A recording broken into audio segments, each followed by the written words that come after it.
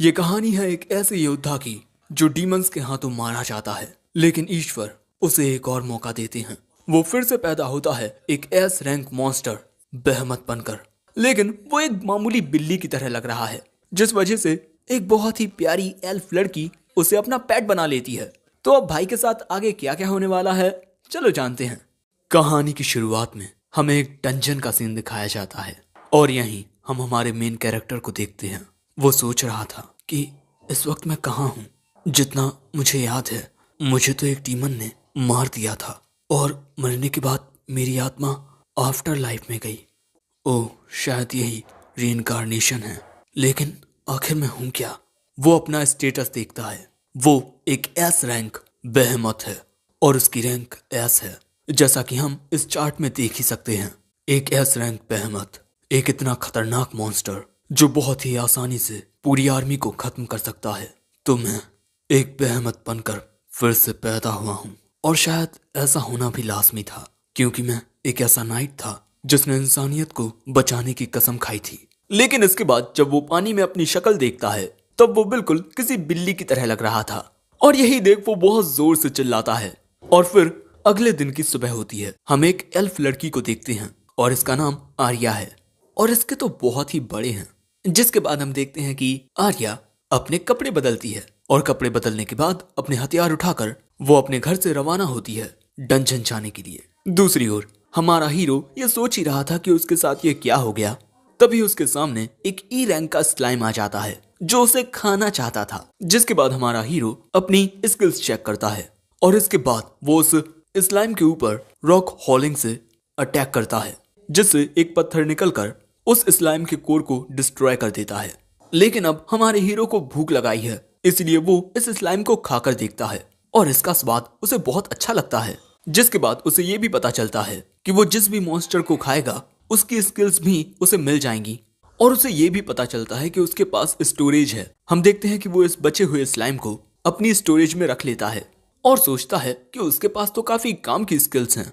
जिसके बाद हम आर्या को देखते हैं जो एक नाव के जरिए किसी नदी को पार करते हुए एक स्टेडियम टाइप जगह पर पहुंचती है और जब अंदर जाने से वहां के गार्ड्स उसे रोकते हैं, तब वो यहां अपना एक बैज दिखाती है, जिसके बाद वो उसे अंदर जाने देते हैं। दूसरी ओर हम देखते हैं कि हमारा हीरो बहुत ही आसानी से बी रैंक के एक वेवर्न को मार देता है और इसके बाद उसे खाता है, जिससे अब वेवर्न की स्किल्स भी उसे मिल जाती हैं। और इसके बाद उसके सामने आता है एक माइनोटॉर और वो उसे भी एक ही हमले में मार देता है। जिसके बाद वो एक बी रैंक के गोलेम को भी मारता है और फिर एक सी रैंक के पॉइजन सरपेंट को। दूसरी ओर हम देखते हैं कि आर्या इसी डंजन के अंदर आ रही थी। वो यहाँ एक जगह पर एक क्रिस्टल रखती है और उस क्रिस्टल के वहां रखने से उस डंजन में कुछ मशालें जलने लगती हैं। दूसरी ओर आगे बढ़ते हुए हमारे हीरो को एक ट्रेजर चेस्ट मिलता है जो उसे उसकी पिछली जिंदगी में कभी नहीं मिला और इसमें उसे एक क्रिस्टल मिलता है जो कि बहुत ही चमक रहा था, लेकिन असल में ये एक चाल होता है। ये क्रिस्टल उसे एक दूसरी जगह पर ट्रांसपोर्ट कर देता है और इस जगह पर आकर ही हमारे हीरो को लगने लगता है कि उसके साथ अब कुछ गलत होने वाला है। और तभी अचानक उसके नीचे की जमीन हिलती है और उसके सामने आता है एक एस रैंक का अर्थ ड्रैगन और वो हमारे हीरो से कहता है, तुमने मेरी नींद खराब की है तुच्छ प्राणी, अब तुम्हें मरना होगा।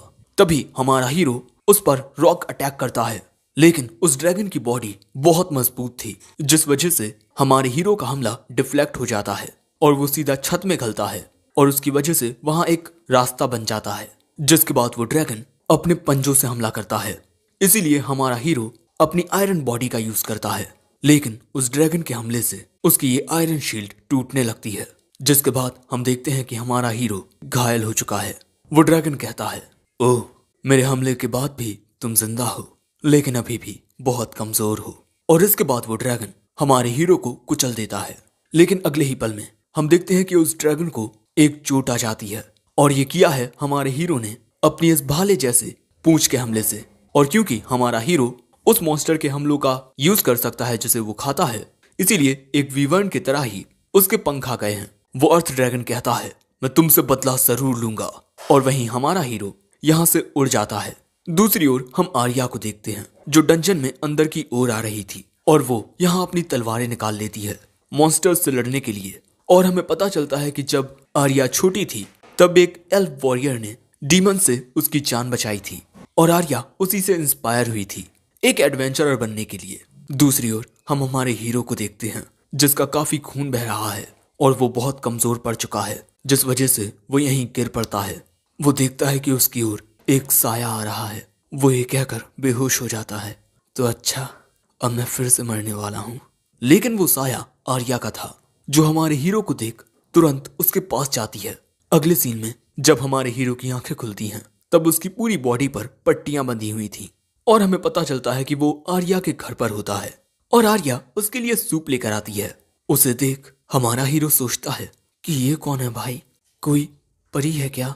और आर्या को ऐसा लग रहा है कि हमारा हीरो एक बिल्ली है, ना कि कोई मॉन्स्टर। जिसके बाद वो फिर से हमारे हीरो की मरहम पट्टी करती है और इसके बाद हमारे हीरो के सामने ही अपने कपड़े बदलती है। फिर हमारा हीरो दूध पीता है और फिर जन्नत पर सोता है भाई। और ऐसे ही कुछ दिन गुजरते हैं और वो बिल्कुल ठीक हो जाता है। और फिर एक दिन आर्या काम के लिए घर से बाहर जाती है और यहाँ हमारा हीरो सोचता है उस लड़की ने मेरी जान बचाई और मुझे अपने घर पर लाकर मुझे खाना दिया और मेरा ख्याल रखा, इसीलिए अब से वो मेरी मास्टर है और मैं जब तक जिंदा रहूंगा उसकी हिफाजत करूंगा। और इसके बाद वो आर्या को ढूंढने के लिए चला जाता है। हम देखते हैं कि आर्या एक नाव में बैठी है। जैसे ही उसकी नाव निकलती है हमारा हीरो छलांग मारकर उस नाव पर आ जाता है और फिर वहीं छिप जाता है। जिसके बाद आर्या वहीं डंजन में पहुंचती है और उस टाइम पर भी हमारा हीरो उसका पीछा कर रहा था, लेकिन छुप छुप कर उसे आर्या की बहुत चिंता हो रही थी। अरे यार वो एक लड़की है, उसे अपना ख्याल रखना होगा वरना कोई अनहोनी ना हो जाए। हम देखते हैं कि आर्या के सामने अब कुछ गॉब्लिन्स आ चुके हैं। हम देखते हैं कि आर्या तेजी से उनकी ओर दौड़कर उन गॉब्लिन्स को मार देती है और सबूत के तौर पर उनके कान काट कर रख लेती है। हमारा हीरो देखता है कि अरे ये तो बहुत ही तेज है, लेकिन तभी उसके सामने एक और गॉब्लिन आ जाता है जिसे देख वो कहती है मेरा काम तो यहाँ पर पूरा हो चुका है लेकिन मैं यहाँ पीछे नहीं हटूंगी। लेकिन ये कोई मामूली गॉब्लिन नहीं बल्कि एक डी रैंक मेज गॉब्लिन होता है और वो आर्या के ऊपर एक फायर अटैक करता है और वो हमला बस आर्या में लगने ही वाला था कि तभी तेजी से हमारा हीरो आकर आर्या को बचा लेता है और इसके बाद वो उस गॉब्लिन की ओर जाकर उस पर अपने पंजों से हमला करता है क्योंकि वो आर्या के सामने अपनी असली आइडेंटिटी को शो नहीं कर सकता। और वहीं हमारे हीरो के हमले से वो गॉब्लिन वहीं नीचे गिर जाता है। लेकिन फिर आर्या कहती है कि तुम यहाँ क्या कर रहे हो किटी?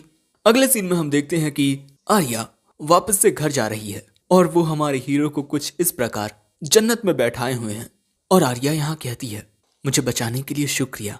जिसके बाद हमें एडवेंचरर्स गिल्ड का सीन दिखाया जाता है और यहीं आर्या आती है और वो अभी भी हमारे हीरो को अपनी चेस्ट पर बैठाए हुए थी। तभी उसके सामने एक आदमी आकर कहता है मिस आर्या, आप हमेशा की तरह बहुत प्यारी लग रही हैं। वैसे आपने मेरे ऑफर के बारे में क्या सोचा? तो कब कर रही हैं आप मेरी पार्टी को ज्वाइन? और आप समझने की कोशिश कीजिए ना, मैं वहां पर आपका बहुत अच्छे से ख्याल रखूंगा। और फिर वो जैसे ही आर्या को गलत तरीके से छूने की कोशिश करता है हमारा हीरो उसके हाथ को काट लेता है जिससे ये घबराकर उससे अपना हाथ छुड़ाने लगता है। जिसके बाद हमारा हीरो अपने पंजे निकालकर इसके मुंह को नोच देता है और फिर से अपने हक की जगह पर आकर बैठ जाता है। लेकिन इस बात से ये कैसमैन नाम का आदमी गुस्सा होकर अपनी तलवार निकाल लेता है। लेकिन तभी एक हट्टा कट्टा बंदा आकर उसकी तलवार को पकड़ लेता है और ये है गिल्ड रिसेप्शनिस्ट, एक फॉर्मर बी रैंक एडवेंचरर और इसका नाम आर्नोल्ड है। कैसमैन, कहीं तुम यहाँ लड़ने के बारे में तो नहीं सोच रहे? कैसमैन आर्नोल्ड से डर जाता है और कहता है कि बिल्कुल भी नहीं और फिर वो वहां से तेजी से भाग जाता है। और इसके बाद आर्नोल्ड आर्या से कहता है अगर उसने कभी तुम्हें और परेशान किया ना तो मुझे बताना। वैसे ये कौन है, तुम्हारा नया दोस्त? आर्या कहती है हाँ, इसने अब तक मुझे 2 बार बचाया है।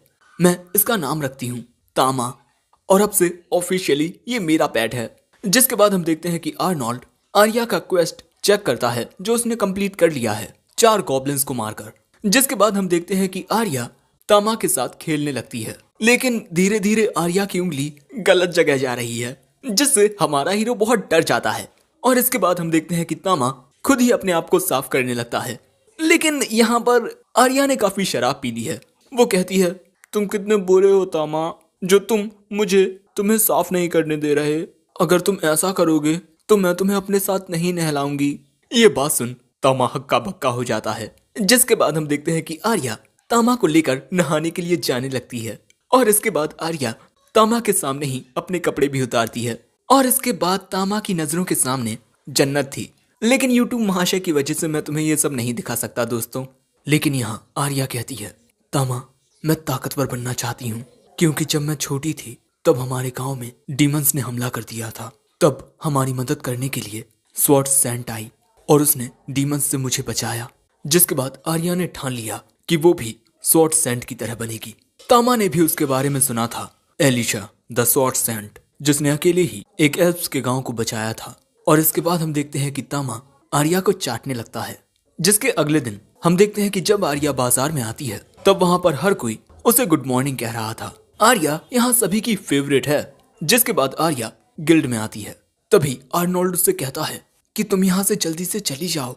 लेकिन अगले ही पल में आर्या के सामने कैसमैन आ जाता है और वो यहाँ पर एक फरमान लेकर आया है कि जिस बुरी बिल्ली ने उसे इंजर्ड किया था अब उसे मरना होगा। जो बात सुन आर्या बहुत दुखी हो जाती है और कैसमैन से कहती है, प्लीज इस पर रहम कीजिए। कैसमैन कहता है, ये करते हुए मुझे भी बहुत बुरा लगेगा, लेकिन ये बारोन के आदेश हैं, मैं कुछ नहीं कर सकता। लेकिन क्यों ना हम एक मुकाबला करें। अगर तुम जीती तो ये बिल्ला तुम्हारे पास ही रहेगा, लेकिन अगर मैं जीता तब तुम्हें मुझसे शादी करनी पड़ेगी। जो बात सुन आर्नोल्ड और वहां मौजूद बाकी के लोग बहुत हैरान हो जाते हैं। लेकिन तामा की जान बचाने के लिए आर्या कैसमैन की बात मान लेती है। जिसके बाद हम देखते हैं कि एक मैदान में इनका मुकाबला होगा, सी रैंक एडवेंचरर कैसमैन और डी रैंक एडवेंचरर आर्या के बीच। कैसमैन कहता है, मेरी रैंक मिस आर्या से ऊंची है। अगर मैं यहाँ जीता तो शायद तुम लोग मेरी जीत ना मानो, इसलिए मैं कहता हूँ कि कोई भी यहाँ पर आर्या की मदद के लिए आ सकता है। लेकिन कोई भी आगे नहीं आता। लेकिन तभी तामा सामने आ जाता है। जो देख ये सब समझ जाते हैं कि आर्या का साथ देने के लिए तामा आया है। आर्नोल्ड कहता है, आर्या तामा अपने मास्टर को प्रोटेक्ट करना चाहता है। कैसमैन कहता है, ये मामूली सा बिल्ला मेरा क्या ही बिगाड़ लेगा। लेकिन तामा कहता है, तुमने मेरे मास्टर को जितनी परेशानी दी है अब तुम उसकी कीमत चुकाओगे कैसमैन। और इसके बाद इन दोनों के बीच का मैच शुरू होता है। तामा सीधे कैसमैन पर हमला करने के लिए दौड़ता है। सो कैसमैन अपनी तलवार से उस पर हमला करता है, लेकिन उसके हमले से तामा आसानी से बच जाता है। लेकिन वो यहाँ सोचता है कि इस कमीने को अपनी असली ताकतों के बिना हराना मेरे लिए लगभग नामुमकिन है। तभी आर्या कैसमैन पर हमला करने के लिए आती है, लेकिन उसके हमले से कैसमैन बच जाता है और उसके पेट में एक लात मारता है। तामा देखता है कि आर्या वहां पेट में जख्मी हो गई है। जिसके बाद आर्या कैसमैन की ओर कुछ कुनाई फेंकती है, लेकिन अपने चोगे से ही कैसमैन उन्हें रोक लेता है और इसके बाद आर्या पर हमला करने के लिए जाता है और उस पर अपनी तलवार से वार करने लगता है। आर्या उसके हमलों को रोक रही थी। यहाँ तामा सोच रहा था कि काश मैं अपनी ताकत का इस्तेमाल कर पाता, एक ही हमला इसे हरा देता। लेकिन कैसमैन के लगातार हमलों से आर्या की तलवारें उसके हाथ से छूट जाती हैं। कैसमैन को यकीन हो चुका था कि अब वो जीतने वाला है और आर्या उसकी बीवी बनने वाली है। सभी लोग भी यहाँ पर बहुत हैरान थे। कैसमैन कहता है, तो मुझसे शादी करने के लिए तैयार हो ना मिस आर्या, मेरा मतलब माय वाइफ। यहाँ तामा सोचता है, अरे नहीं, अब मैं क्या करूं? अगर मैंने कुछ किया तो सबको मेरी असलियत का पता चल जाएगा। तभी कैसमैन कहता है, तो आप अपनी हार मानती है ना लेडी आर्या? वो यहाँ आर्या पर अपना आखिरी हमला करने वाला था, लेकिन तभी तामा आकर अपनी आयरन बॉडी का यूज करता है, जिससे कैसमैन की तलवार टूट जाती है। और इसके बाद तामा कैसमैन की ओर दहाड़ता है और उसकी दहाड़ से कैसमैन हवा में उड़ जाता है और वो पेड़ पर लटक जाता है। और फिर उसकी ही तलवार उसकी ओर उड़ती हुई आती है और उसके मेन पार्ट में घुस जाती है। लेकिन दूसरी ओर लोग बहुत हैरान थे कि आखिर एक बिल्ली ने कैसमैन को कैसे हरा दिया। आर्या, आर्नोल्ड ये हैरान थे। तामा सोच रहा था, अब सबको पता चल जाएगा कि मैं एक मॉन्स्टर हूँ, बेहमत, और शायद फिर ये लोग मुझे मार देंगे। लेकिन मैं जरा भी नहीं पछताने वाला, क्योंकि मैंने अपने मास्टर की हिफाजत की। आखिर मैं एक नाइट हूँ। तभी आर्नोल्ड और आर्या तामा के करीब आते हैं। तामा सोचता है, अब सब खत्म। तभी आर्नोल्ड कहता है, ये एक बिल्ली है और एलिमेंटल पावर का यूज कर सकता है। इसका मतलब ये एक एलिमेंटल कैट है। आर्या भी उसकी इस बात से सहमत होती है। सभी लोग भी ये बात मान लेते हैं कि ये कोई मॉन्स्टर नहीं है, बल्कि एक एलिमेंटल बिल्ला है। और इस मैच की विजेता है आर्या। जिसके अगले दिन प्यारी सी सुबह के साथ तामा अपनी आंखें खोलता है। जन्नत में सो रहा है ये, वो यहाँ कहता है मैं एक बेहमत, एक एस रैंक मॉन्स्टर, लेकिन बाकी सब मुझे एक बिल्ली समझ रहे हैं और अब मैं एक एल्फ लड़की का पेट बना हुआ हूँ। पता नहीं आगे मेरे साथ क्या होगा। वैसे ये एपिसोड 1 यहीं एंड होता है। एपिसोड 2 की शुरुआत में हम देखते हैं कि सुबह होते ही तामा अपनी आंखें खोलता है और आर्या उसे गुड मॉर्निंग कहती है। तामा भी अपने तरीके से गुड मॉर्निंग कहता है और इसके बाद वो आर्या के कान को चाट कर उसे अपना और भी प्यार जताता है, लेकिन इससे आर्या के अंदर वो असली वाला प्यार जाग जाता है और इसके बाद वो तामा से कहती है कि जरा मेरे साथ और करो ना। तामा बेचारा घबरा जाता है कि उसके मास्टर को ये क्या हो गया। अगले सीन में हमें एक ब्लैक स्मिथ का घर दिखाया जाता है और आर्या यहीं आई है। आर्या के आते ही ये ब्लैक स्मिथ बाहर आती है। इसका नाम वल्कन है, एक सी रैंक एडवेंचरर और ब्लैक स्मिथ। वल्कन आते ही कहती है ओह तो यही है तुम्हारा नया दोस्त। वो बताती है कि हाँ ये तामा है, मेरा बेबी एलिमेंटल कैट। वल्कन पूछती है क्या मैं भी इसे छू सकती हूँ, जिसके बाद हम देखते हैं कि आर्या तामा को वल्कन की छाती पर बैठा देती है। तामा वहीं पर लौटने लगता है और आर्या कहती है कि ये कितना प्यारा है ना। जिसके बाद वल्कन पूछती है तुमने जो हथियार मुझे बनाने के लिए कहा था मैं उस पर अभी भी काम कर रही हूँ, लेकिन आज यहाँ पर आर्या तामा के लिए एक आर्मर बनवाने के लिए आई है। वल्कन कहती है कि इसमें तो बहुत मजा आएगा। जिसके बाद वो तामा का नाप लेती है और सभी डिटेल्स को एक कागज पर लिखने लगती है और यहाँ आर्या पूछती है तामा क्या तुम मेरे साथ एडवेंचरिंग करना चाहोगे। तामा कहता है हाँ बिल्कुल, मतलब वो अपने मन में कहता है। जिसके बाद हम देखते हैं कि वल्कन बहुत मेहनत करके सभी इक्विपमेंट बना लेती है। जिसके बाद हम तामा को उसी आर्मर में देखते हैं जिसमें वो बहुत ही प्यारा लग रहा था और ये आर्मर बनाने में वल्कन को इतना मजा आ रहा था कि उसने ये एक रात में ही बना डाला। लेकिन वल्कन को असली दिक्कत इन तलवारों में आ रही है। ये बहुत कमजोर हैं और आसानी से टूट सकती हैं। आर्या भी इन तलवारों का सही से इस्तेमाल नहीं कर पाती। तभी वल्कन के दिमाग में एक आइडिया आता है कि क्यों ना हम एक पार्टी फॉर्म करें, जिससे जब मैं तुम्हें लड़ते हुए देखूंगी तो मुझे आइडिया आएगा कि तुम किस तरह अपनी तलवारों को चलाती हो। डंजन में आने पर हम देखते हैं कि वल्कन अपने हथौड़े से गॉब्लिन्स को दूर फेंकती जा रही थी और इसके बाद वो दूसरे गॉब्लिन को अपने हथौड़े से जमीन में धंसा देती है। जो देख तामा सोचता है कि अरे ये तो बहुत ताकतवर है। लेकिन तभी एक गॉब्लिन मेज आकर वल्कन पर फायर अटैक करता है, लेकिन आग का वल्कन पर कोई असर नहीं होता और वो फिर अपने फायर आर्म से उस गॉब्लिन में एक बहुत ही जोरदार मुक्का मारती है, जिससे वो गॉब्लिन हरी आग में जलने लगता है और हमें पता चलता है कि ये वल्कन की एक एन्चेंटेड स्किल है। वो मैजिक एलिमेंट्स को अपने आर्मर की मदद से यूज कर सकती है। जो जानकर तामा सोचता है कि ये तो एक बहुत ही माहिर एडवेंचरर है। लेकिन तभी इन दोनों को कुछ आवाज आती है। इनके सामने एक और खड़ा हुआ है। यहाँ वल्कन आर्या को इस गॉब्लिन को मारने को कहती है, लेकिन यहाँ पर आर्या इस ऑर्क से बहुत घबरा रही है क्योंकि ये ऑर्क बहुत ही अश्लील मूड में है। अगर आर्या पकड़ी गई तो फिर तुम समझ रहे हो ना। लेकिन इसके बावजूद भी आर्या अपनी तलवारें निकाल लेती है और उस ऑर्क पर हमला करने जाती है। वो ऑर्क आर्या के हमले को रोककर उस पर हमला करने ही वाला होता है, लेकिन तभी तामा आकर अपनी आयरन बॉडी का यूज करके उस हमले से आर्या को बचा लेता है। जिसके बाद आर्या उस ऑर्क की गर्दन काट देती है और तामा को शुक्रिया कहती है। और यहाँ वल्कन समझ चुकी है कि आर्या के अटैक्स में क्या कमी है। आर्या कहती है प्लीज मुझे सब कुछ बताओ ताकि मैं खुद को और ताकतवर बना सकूं। वल्कन कहती है तो इसके अगले फ्लोर पर जो मॉन्स्टर है वो तुम्हारे लिए परफेक्ट रहेगा। नेक्स्ट फ्लोर पर मिलता है इन्हें एक डी रैंक रोपर, लेकिन उसे देखकर ही आर्या परेशान हो जाती है। तामा के दिमाग में तो उन रोपर्स को देखकर ये ख्याल आने लगता है कि वो आर्या का क्या हाल करेंगे। वल्कन कहती है अब जाओ इनका सामना करो। जिसके बाद आर्या तेजी से उनकी ओर जाती है, लेकिन वो रोपर अपने मल्टीपल हैंड से आर्या पर हमला करने लगते हैं, जिस वजह से आर्या की एक तलवार उसके हाथ से गिर जाती है और उसके सामने 2 रोपर्स थे। एक तलवार होने से अब आर्या की स्पीड और भी बढ़ जाती है। जिसके बाद हम देखते हैं कि अब आर्या उन रोपर्स के मल्टीपल हैंड्स का आसानी से सामना कर पा रही थी और यहाँ पर वल्कन सब कुछ बड़े ध्यान से नोटिस कर रही थी। जिसके बाद आर्या अपनी तलवार से इस रोपर पर सीधा हमला करने के लिए जाती है, लेकिन वो रोपर अपने हाथों से आर्या की तलवार को तोड़ देते हैं। सो तभी वल्कन आर्या की ओर एक खंजर फेंकती है और आर्या उस टूटी हुई तलवार और उस खंजर को एक साथ एक रोपर के पेट में मार देती है, जिससे उसका बहुत खून निकलता है और वो रोपर मारा जाता है। और इसके बाद आर्या उस दूसरे रोपर के मल्टीपल हैंड्स अटैक से बचती हुई बहुत तेजी से उसके करीब पहुंच रही थी और वजन कम होने की वजह से आर्या की स्पीड बहुत ही ज्यादा बढ़ गई है। जिसके बाद हम देखते हैं कि आर्या बहुत ही तेजी से इस दूसरे रोपर के सभी हाथों को काट देती है, लेकिन इस वजह से इस रोपर का खून आर्या के ऊपर गिर जाता है, जिस वजह से हम देखते हैं कि आर्या की पूरी बॉडी पर एक चिपचिपा सा सफेद पदार्थ चिपकने लगता है।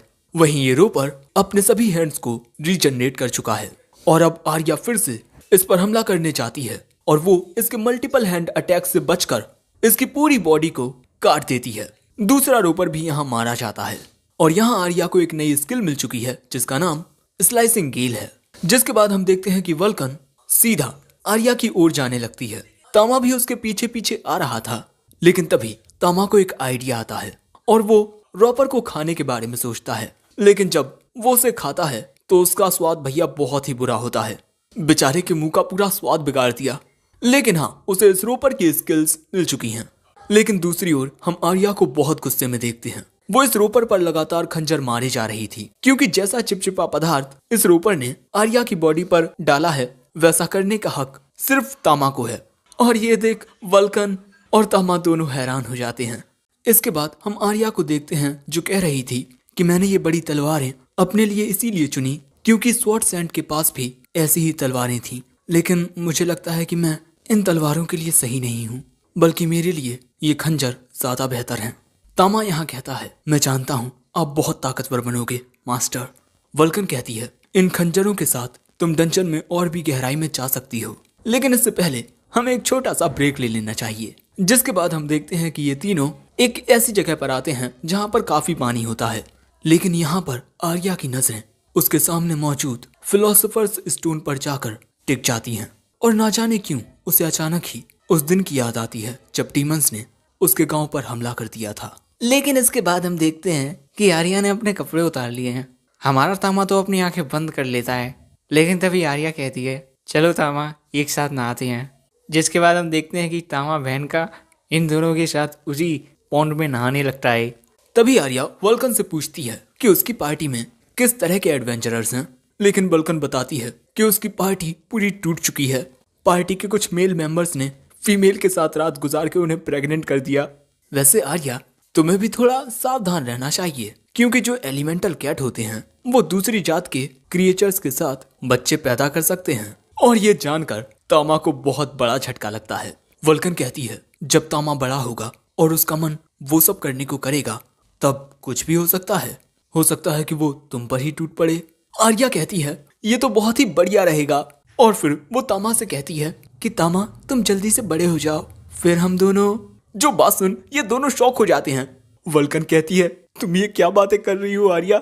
जिसके बाद हम देखते हैं कि आर्या और भी नीचे के फ्लोर में आती है जहां इन्हें सामने एक सी रैंक माइनोटॉर दिखता है और यहाँ पर आर्या अपने इन खंजर्स के साथ हमला करने के लिए तैयार हो जाती है। वो अपनी स्पीड को बढ़ाकर तेजी से इस माइनोटॉर पर हमला करती है, लेकिन इसकी मजबूत बॉडी पर आर्या के कट्स का कोई असर नहीं होता। सो तभी वल्कन पीछे से आकर अपने हथौड़े से उस पर हमला करने की कोशिश करती है, लेकिन वो माइनोटॉर अपनी शील्ड से वल्कन को ही दूर फेंक देता है। लेकिन इसके बाद हम देखते हैं कि आर्या लगातार एक के बाद एक उस माइनोटॉर पर स्ट्राइक करने लगती है और इसी तरह वो इस माइनोटॉर की आंखों को जख्मी कर देती है, जिस वजह से ये माइनोटॉर चारों ओर हमले करने लगता है। उसके हमले से एक दीवार टूटकर काफी सारे पत्थर वल्कन के ऊपर गिरने लगते हैं। सो तभी तामा आकर अपने एक हमले से उन सभी पत्थरों को दूर फेंक देता है। आर्या कहती है कि तुमने बहुत अच्छा किया तामा, लेकिन शायद यहाँ वल्कन के दिल में तामा के लिए घंटी बजने लगी है। और इसके बाद आर्या माइनोटॉर की ओर जाकर उसकी छाती में ये दोनों खंजर गाड़ देती है, जिससे वो माइनोटॉर बहुत जख्मी हो जाता है और वहीं पर मर जाता है। आर्या कहती है कि आखिरकार मैंने एक सी रैंक मॉन्स्टर को हरा दिया, लेकिन दूसरी ओर वल्कन सोच रही थी कि इसने मेरी जान बचाई, ये कितना ताकतवर है। जिसके बाद वल्कन और आर्या इन मॉन्स्टर्स के कुछ बॉडी पार्ट्स को लेकर एडवेंचरर्स गिल्ड में आते हैं और यहाँ पर आर्नोल्ड ये जानकर बहुत खुश होता है कि आर्या को एक नई स्किल मिल गई है जिससे वो बहुत तेजी से स्लैशेस मार सकती है। जिसके बाद हम देखते हैं कि वल्कन और आर्या अपनी जीत का जश्न मनाती हैं। ये दोनों लड़कियां कुछ ज्यादा ही शराब पीती हैं और यहाँ आर्या वल्कन से कहती है आज मेरी इतनी मदद करने के लिए शुक्रिया। वल्कन कहती है कि मुझे शुक्रिया मत कहो, मैंने वहां पर काफी सारे मटेरियल्स को इकट्ठा किया है। जिसके बाद हम देखते हैं कि आर्या तामा को प्यार से खाना खिलाने लगती है। तभी वल्कन कहती है कैसा रहेगा अगर हम तीनों एक असली पार्टी बना लें, ऐसा करने से मैं बहुत आसानी से तामा के आर्मर्स को रिपेयर कर पाऊंगी। आर्या कहती है मैंने ये पहले कभी नहीं किया तो मुझे पता नहीं कि ये कैसे किया जाए, लेकिन मुझे भी लगता है कि इसमें बहुत मजा आएगा। तभी हम देखते हैं कि तामा आर्या का हाथ पकड़ के उसे वल्कन के हाथ पर रख देता है और भाई हो गई इनकी एक नई पार्टी फॉर्म। आर्या कहती है चलो अपनी पार्टी के नाम और शराब पीते हैं। वल्कन कहती है कि नहीं नहीं, जरा कम शराब पियो। जिसके अगले सीन में हम देखते हैं कि ये तीनों कुछ इस प्रकार सो रहे हैं और ये बिल्ला यहाँ जन्नत के बीच में फंसा हुआ है। सोते हुए ये दोनों लड़कियां अजीब अजीब सी बातें कर रही हैं। वल्कन कहती है मैंने ये पहले कभी नहीं किया तो मुझे पता नहीं ये कैसे किया जाए। आर्या कहती है कि प्लीज तामा इतना तेजी से मत करो। और इसके बाद तामा अपना स्टेटस देखता है, उसके सेकंड फॉर्म का एवोल्यूशन रेडी है, यानी कि धीरे धीरे तामा इतना इवॉल्व हो जाएगा कि वो एक बेहमत बन जाएगा। लेकिन यहाँ पर तामा इवॉल्व होने से मना कर देता है क्योंकि उसके पास ये चॉइस है कि वो इवॉल्व होना चाहता है या नहीं।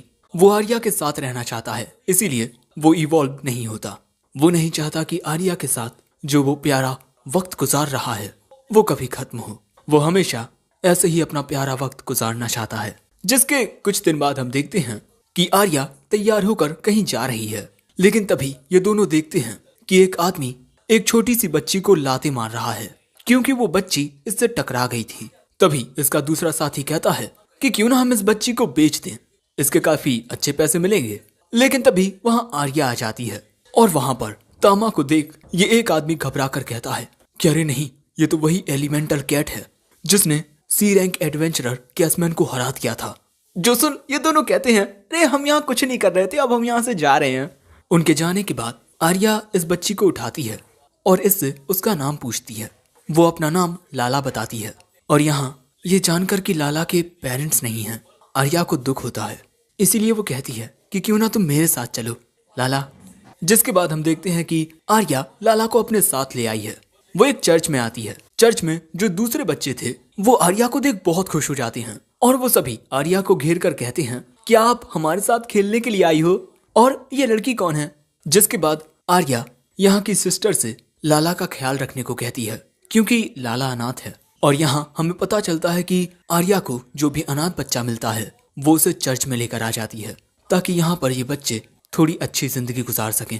और वो कई बार इन बच्चों से मिलने आती है। इन बच्चों के साथ वक्त गुजार कर लाला कहती है कि ये सभी बहुत अच्छे हैं। यहाँ पर तामा सोचता है मेरी मास्टर बहुत ही अच्छी हैं, मैं अपनी जी जान लगाकर अपनी मास्टर की हिफाजत करूंगा। जिसके बाद शाम के वक्त हम देखते हैं कि आर्या और वल्कन गिल्ड की ओर जा रहे होते हैं क्योंकि आर्नोल्ड ने इन्हें बुलाया है। और यहाँ पर तामा की नजरों के सामने बहुत अच्छे नजारे होते हैं क्योंकि वो पैदल चल रहा था। लेकिन जैसे ही ये तीनों गिल्ड में पहुंचते हैं वहां इनका स्वागत होता है और हमें पता चलता है कि आर्या अब एक सी रैंक एडवेंचरर बन चुकी है और आर्या को उसका ये बैज मिला है सी रैंक एडवेंचरर का, जो देख वल्कन और तामा बहुत खुश होते हैं। लेकिन तभी ये लोग कुछ आवाज सुनते हैं। गिल्ड में काफी सारे एडवेंचरर्स होते हैं, शायद से कोई इमरजेंसी क्वेस्ट आया है। तभी आर्नोल्ड बताता है सुनने में आया है कि पास ही के टाउन लेनार्ड में कुछ बहुत ही अजीबोगरीब चीजें हो रही हैं और ये काम डीमंस का है। जो सुन ये दोनों हैरान हो जाती हैं। तामा सोचता है कि क्या डीमंस, कहीं वो कोई बड़ी प्लानिंग तो नहीं कर रहे। आर्नोल्ड बताता है कि डीमंस बच्चों और जवान लोगों को किडनैप कर रहे हैं। जो सुन आर्या कहती है आर्नोल्ड तुम मुझे सब कुछ बताओ। इसका मतलब दोस्तों अब आर्या जाने वाली है उन डीमंस का सामना करने के लिए। लेकिन क्या ये डीमंस का सामना कर पाएगी? वैसे आगे इनका सफर और भी मजेदार होने वाला है, लेकिन ये पार्ट यहीं एंड होता है। कमेंट में जरूर बताना कि तुम्हें ये वीडियो कैसा लगा और प्लीज इस वीडियो को लाइक भी कर देना, साथ ही इसे अपने दोस्तों के साथ शेयर करना। और डिस्क्रिप्शन में तुम्हें मेरे सेकंड चैनल और इंस्टाग्राम और फेसबुक की लिंक मिल जाएगी, तो वहां पर मुझे फॉलो कर लो। साथ ही चाहो तो चैनल की मेंबरशिप को भी ज्वाइन कर लो। And in the end sayonara.